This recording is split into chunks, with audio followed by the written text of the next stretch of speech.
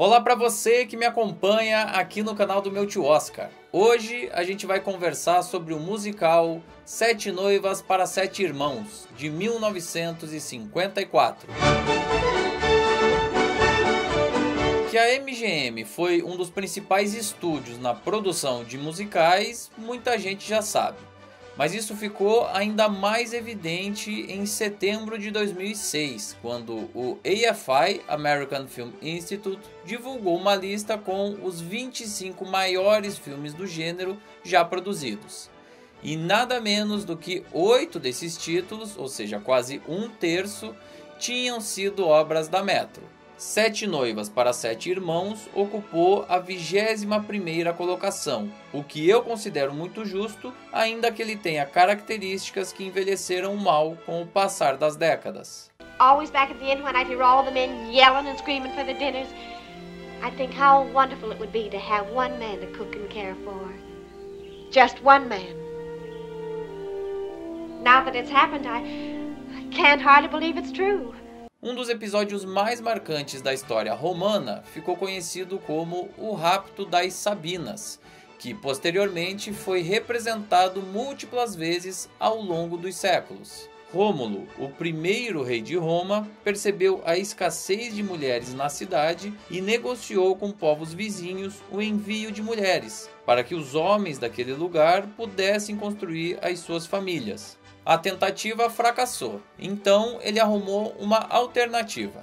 Organizou um festival e convidou povos próximos que moravam ali na região, entre eles os sabinos, para participar. Eles foram à cidade e, chegando lá, as mulheres foram capturadas pelos romanos para virarem esposas, recebendo em troca algumas vantagens do imperador, como direitos civis e direitos de propriedade. Muitos historiadores contemporâneos questionam se esse episódio realmente aconteceu ou não, mas o fato é que a história vem sendo contada há mais de 2.700 anos em inúmeras versões, inclusive um conto em formato de paródia escrito por Stephen Vincent Benet. Foi justamente esse trabalho que deu origem ao roteiro do filme. My name's Adam Poneby. An odd name, I must say. I live up the mountain. I got a farm up there. Have you? It's a good farm and a house on it. There's timberland, high grazing meadows, sheep, milk, cows, 50 acres of wheat. Only thing it ain't got a woman. How about it? How about what? I just told you. How about marrying me? Em 1850, 7 rapazes dividem uma cabana que faz parte de uma fazenda, localizada no estado norte-americano do Oregon. O mais velho deles, Adam, vai até o vilarejo em busca de uma esposa e acaba convencendo a Millie a se casar com ele, mas ela nem sonha com a existência de mais 6 irmãos na propriedade. Ou seja, além de cuidar da casa e dos afazeres domésticos ao lado do marido, ela também teria que dar conta das tarefas para outros 6 marmanjos. Para piorar, a casa é uma verdadeira bagunça, cheia de sujeira e desorganização. Os irmãos não têm higiene e nem cuidado com nada. Comem igual uns desesperados e se comportam como verdadeiros trogloditas em vários sentidos. Num primeiro momento, a Millie fica completamente decepcionada e chega até a discutir com o marido, mas depois revê esse posicionamento e se empenha como dona de casa. Aliás, mais do que isso, ela se esforça para mudar o comportamento daqueles homens todos. Era quase uma missão civilizatória dela. If they want to act like a pack of hyenas, let them. You've got to be above such things. You've got to act gentlemanly and well-spoken, and show the girls that you have some etiquette. That a what? Like I showed you at the table. Claro que todos esses aspectos da história que eu acabei de descrever são alvo de fortes críticas do público contemporâneo, o que é compreensível, tendo em vista principalmente a mudança comportamental pela qual passou a sociedade nas últimas décadas. Hoje é impensável um arranjo social no qual a mulher tenha o papel exclusivo das tarefas domésticas, e muito menos o dever de domar ou controlar os homens. Mais do que isso, o Rapto das Sabinas, que eu citei no início desse vídeo, é representado aqui por um momento no qual os irmãos arrancam as mulheres à força de dentro das suas casas e as mantém praticamente como reféns. O desconforto da naturalização dessas cenas é bem grande. No entanto, eu gostaria de fazer duas considerações importantes. Primeiro, a história se baseia em um mito criado há mais de 2.700 anos. E segundo, ela acaba se desenrolando em 1850, ou seja, em um contexto que já ficou para trás na história há mais de um século e meio. Em outras palavras, essa é uma história que já nasce velha, e por mais que não seja aceitável normalizar essa relação estabelecida entre homens e mulheres no roteiro, é preciso entender que ela está posta a partir de um contexto que explica essas escolhas. Não foi algo que surgiu especificamente desse filme. E talvez mais importante do que isso tudo, ele foi concebido como uma obra de entretenimento popular, sem qualquer intenção de defender uma pauta ideológica ou comportamental. Them women was sobbing, sobbing, sobbing, passing them nights, while the Romans was going out, hobnobbing, starting up fights. Is that so? They kept occupied by sewing lots of little old togies for them tots and saying, someday women folks will have rights. Pensando em termos de espetáculo, esse é um dos filmes mais completos de 1954. Primeiro, porque ele já adota a tecnologia das imagens panorâmicas e reforça isso por meio de um visual incrível.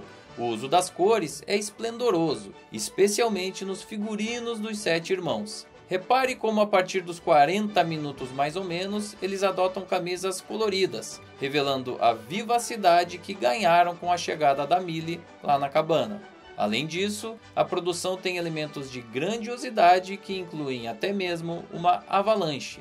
Mas mesmo nas outras cenas, como a da construção, a quantidade elevada de atores e figurantes exige entrosamento e uma coreografia que funcione perfeitamente. E falando em coreografias, elas são um elemento valioso de qualquer musical.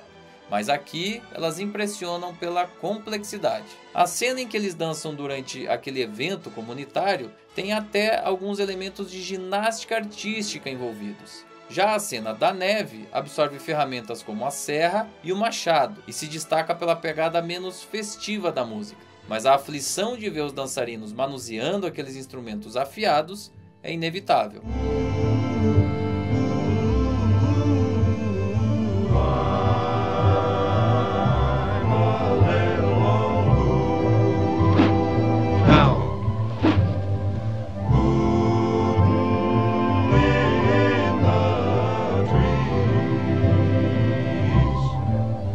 Esse filme foi dirigido por Stanley Donen, um dos nomes mais importantes dos musicais e responsável por títulos imortais do gênero, como Um Dia em Nova York, de 1949, Cantando na Chuva, de 1952 e Cinderela em Paris, de 1957.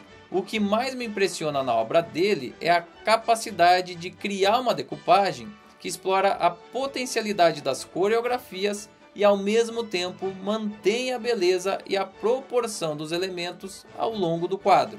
Se você pausar qualquer cena de dança desse filme que a gente está analisando agora, vai perceber que em momento algum falta harmonia na imagem. Todos os espaços estão ocupados, a ação está sempre no centro das atenções e não existe nenhum elemento que desvie o seu olhar involuntariamente. E Sete Noivas para Sete Irmãos ainda tem a característica de apresentar a maioria das cenas com um elevado número de personagens em tela. Se dar conta de 2 ou 3 atores com qualidade já é complexo, imagine você, os 7 irmãos dançando e interagindo nas mais diversas situações. Stanley Donen tinha o timing e o feeling perfeitos nesse sentido, e por isso a direção desse filme é uma aula de decupagem. E ao lado dele, nessa missão cinematográfica, estava o coreógrafo Michael Kidd, uma das maiores referências nessa área. A maior especialidade dele era criar números que estivessem integrados à narrativa, e isso a gente acompanha a todo momento.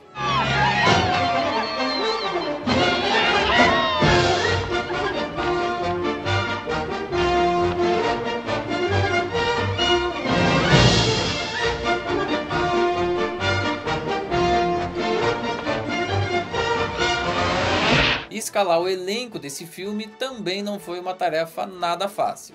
E o Michael Keaton chegou a afirmar o seguinte sobre esse desafio, abre aspas, eu tinha que encontrar uma maneira de fazer esses homens do interior dançarem sem parecer ridículos. Tive que basear tudo em atividades que você aceitaria de tais pessoas. Não poderia parecer balé.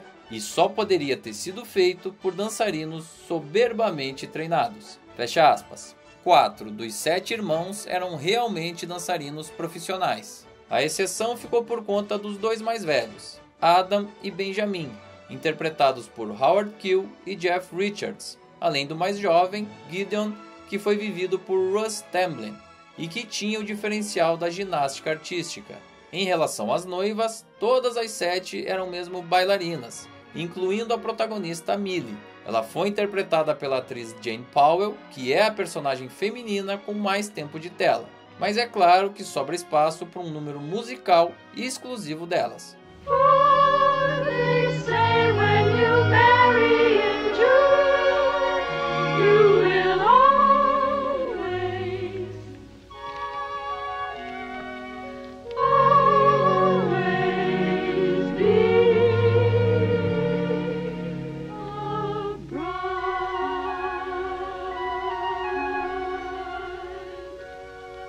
Indicada a 5 categorias do Oscar, essa produção venceu a estatueta de melhor trilha sonora para filmes musicais. Mesmo entendendo as críticas e reconhecendo que ele envelheceu mal, eu não consigo rejeitar 7 Noivas para 7 Irmãos.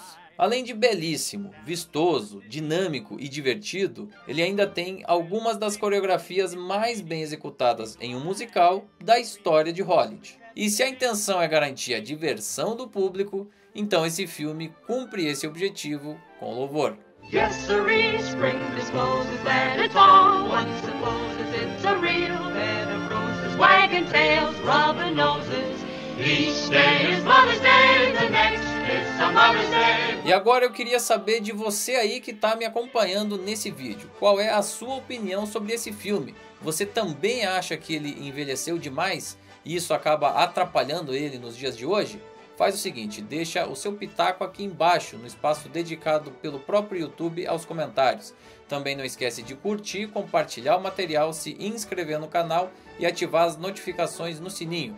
Com isso, a gente encerra a análise de todos os filmes indicados pela Academia na categoria principal de 1954. E o próximo conteúdo vai ser o debate, quando eu recebo 2 convidados muito especiais para a gente falar um pouquinho mais sobre cada um desses filmes e, claro, também sobre como foi aquela cerimônia de entrega dos prêmios. E olha, essa próxima edição tá sensacional, muito especial. Quer saber o porquê? Então se liga no próximo vídeo. Até lá!